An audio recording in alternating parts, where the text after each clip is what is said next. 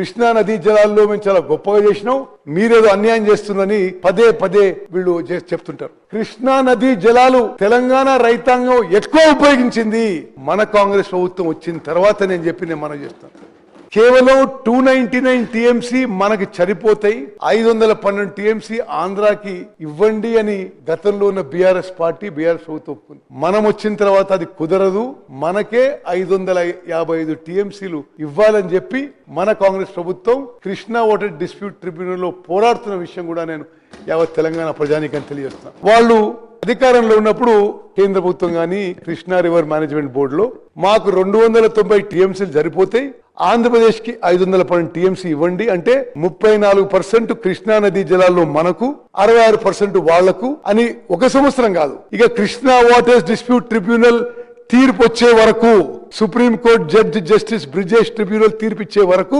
తెలంగాణకి 299 టీఎంసీలే, ఆంధ్రాకి 512 టీఎంసీ అని చెప్పి శాశ్వతంగా రాసి తెలంగాణకి మరణ శాసనం మనం చేస్తాం.